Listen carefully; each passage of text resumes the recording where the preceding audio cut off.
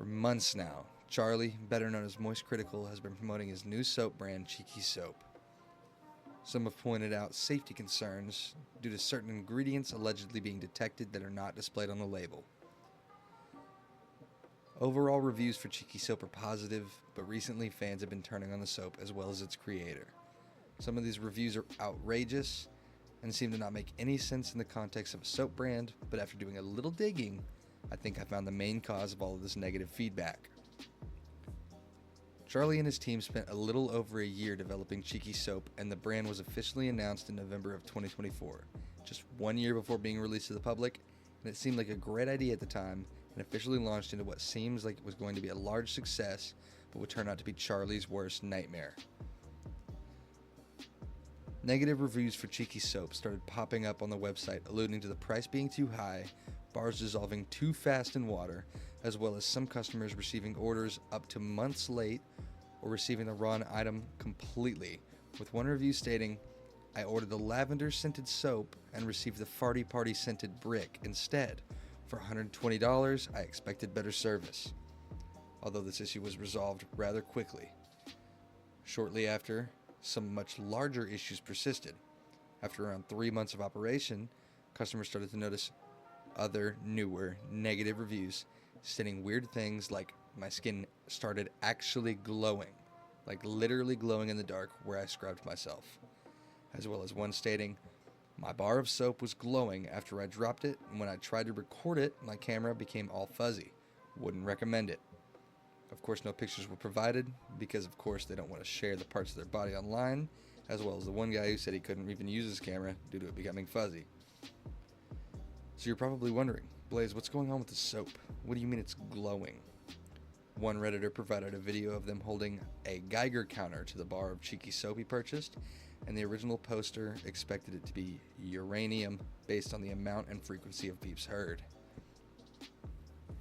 The ingredients label lists things like oils of sunflowers, coconut, as well as other vegetables, but there is no disclaimer relating to the amount of uranium content found inside these delicious soap bars. So how did the uranium get in there? Well, I fell down a deep rabbit hole while researching this, and I think you'd be surprised at how this whole mishap came to be. To start off, I reached out to Charlie for a response, and he said that the only thing he could tell me was, due to the severity of the situation, I unfortunately can't tell you anything. So that was a bust. But I figured I'd at least do one more thing before giving up. So I Googled it, and surprisingly, it's much more common than you may think. In 2014, Leslie James Taylor, the owner of Stevenson's Soap Co., was sued for $14 trillion after 600 batches of their sea critter scented soap bars / bath bombs were emitting radiation to the point of several customers' skin changing colors, as well as a faint glow in their large intestine when viewed through an X-ray. Similar things have occurred to many other soap brands in the past decade or so. So why is it happening so often? Well, it has to do with the manufacturing plants where the soap bars are made. Policy number 16 in the Soap Making Handbook says that all independently manufactured soaps must be soaked in the water of a large mine shaft with an underground lake.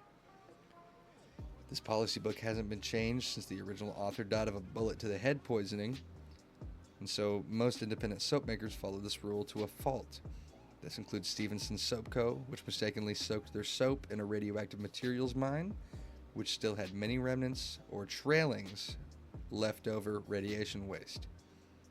This also applies to Cheeky Soap, which seems to be currently using the same underground lake that is full of trailings. However, a recent MySpace update shows that they are relocating their soap soaking spot to somewhere less dangerous. I personally find it insane that this could even be a problem in the first place, and I feel like a little bit of research would have led to a much different outcome. Either way, let me know what you think in the comments. Make sure to like and subscribe. I'm also really hungry and wish I had a Philly cheesesteak. Also, by the way, this whole story is completely false. I made it the fuck up for real. Please don't start any drama.